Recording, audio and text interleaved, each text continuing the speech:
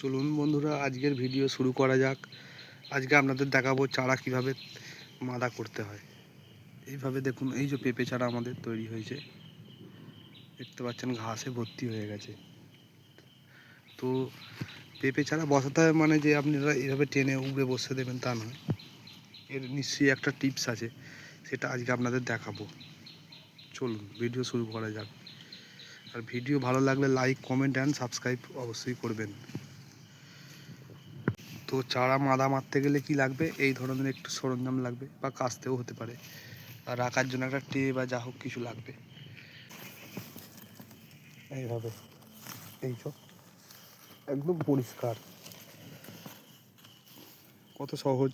এই দেখুন একটা চারা উঠে এসে, এটা নষ্ট হয়ে গেছে, এটা ফেলে দিতে হবে, দেখতে পাচ্ছেন।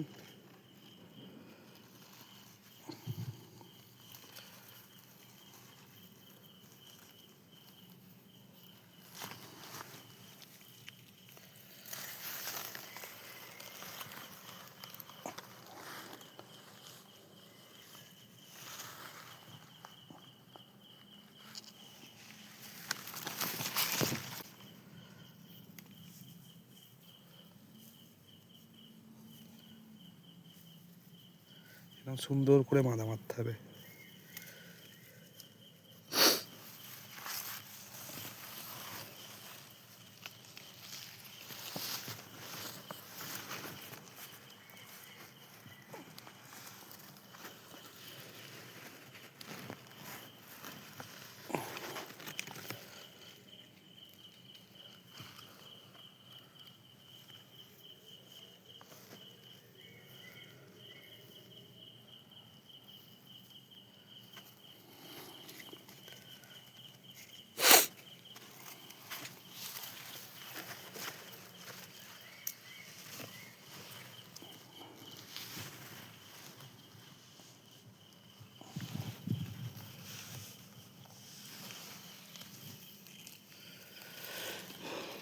এই দেখুন একদম পরিষ্কার।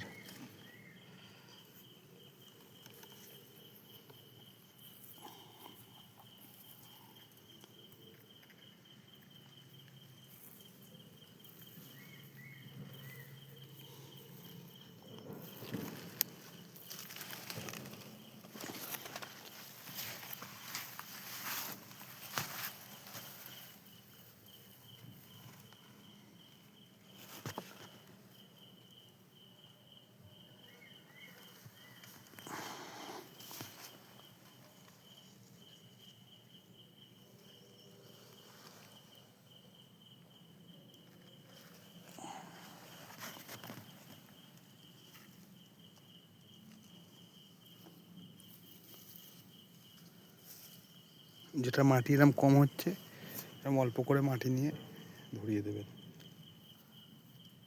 এই যে একদম সহজ।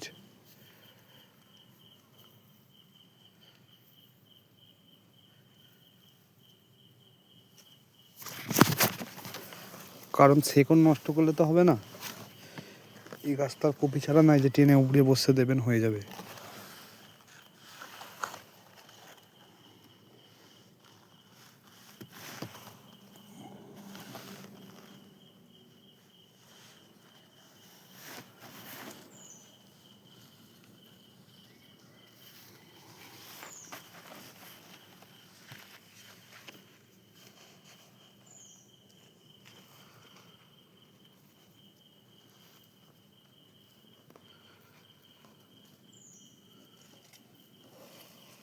এরকম করে উড়াতে হবে।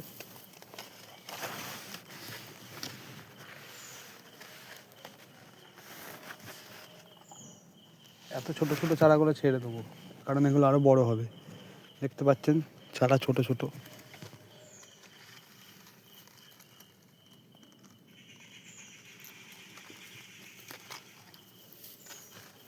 দেখতে পাচ্ছেন নিশ্চয়ই। এইটুকুটুকু চারাগুলো ছেড়ে দেবো।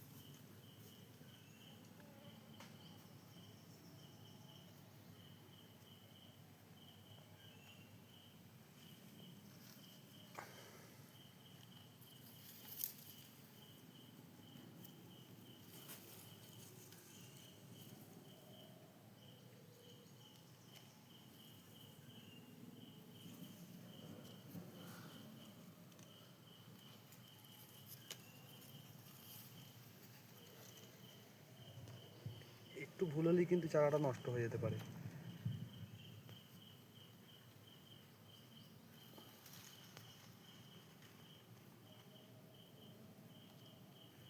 এরকম সুন্দর করে তুলতে হবে।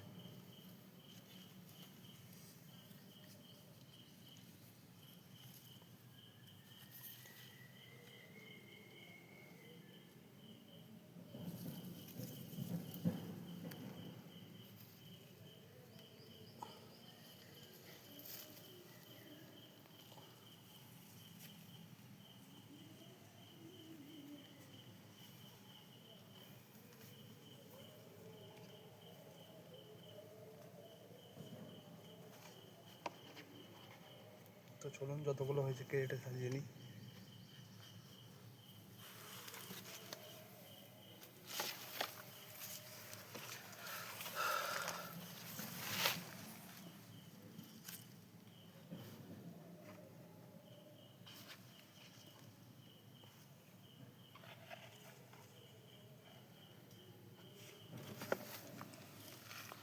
এরকম ফাঁকা ফাঁকা করে সাজাবেন যেন ঘাড়ের উপর না পড়ে থাকে, তাহলে কিন্তু চারাটা ভেঙে যাবে। দেখতেই পাচ্ছেন নিশ্চয়ই।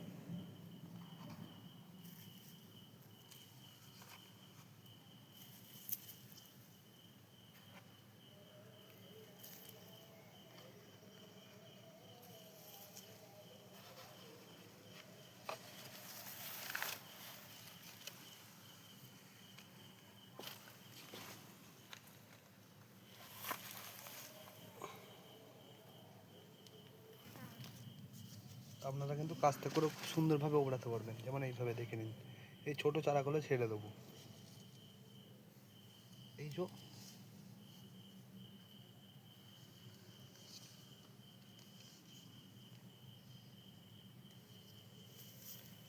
এই দেখুন, এই দেখুন উপড়ে গেল।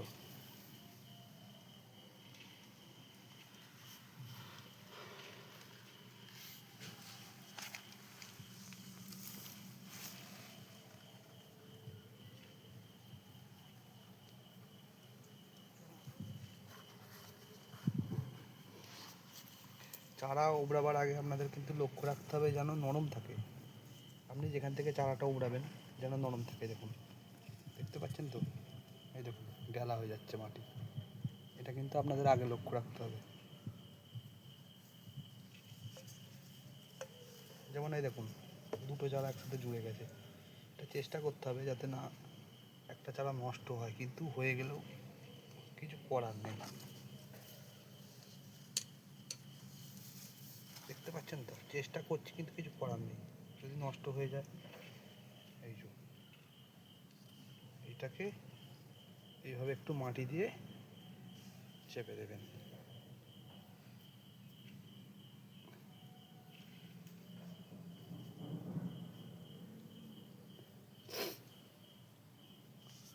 এই যে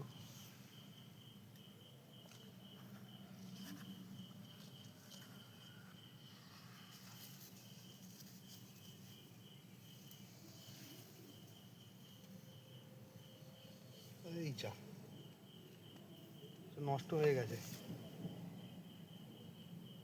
এ আর হবে না, তো এটাকে ফেলে দিতে হবে, আর কিছু করার নেই।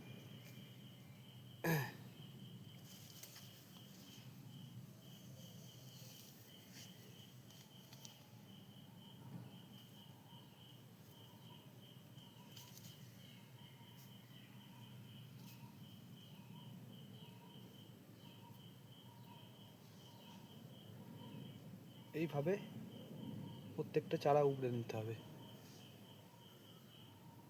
এইভাবে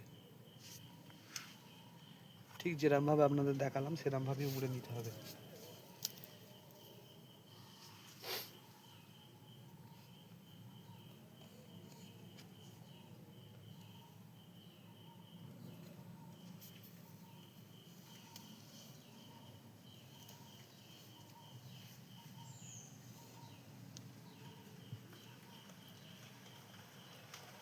এই ওঠ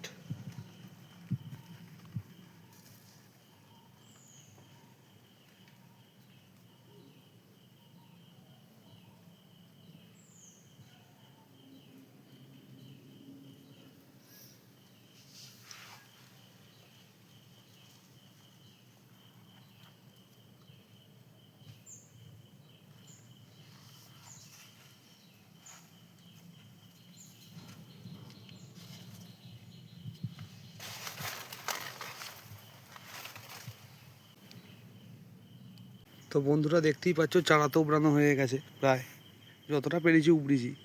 এরকম ছোটো চারাগুলো, এই ছোটো চারাগুলোকে রেখে দিছি, এগুলো পরবর্তীকালে আবার উবড়ানো যাবে। তো দেখে নিন এইগুলো উবড়িছি, এই পেঁপে চারাগুলো উবড়িছি। তো গাইস সবথেকে গুরুত্বপূর্ণ জায়গা, তো চারাগুলো আউতে গেছে, এগুলো রোদের কারণে আউতেছে। তো আপনারা পারলে বিকালবেলা উবড়াবেন।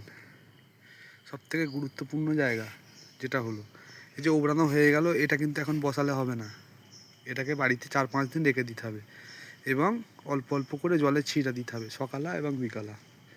তারপর দেখবেন আপনাদের দেখাই, তারপর দেখবেন এরকম জায়গা দিয়ে শেকড় ছাড়বে, সাদা সাদা শেকড় ছাড়বে।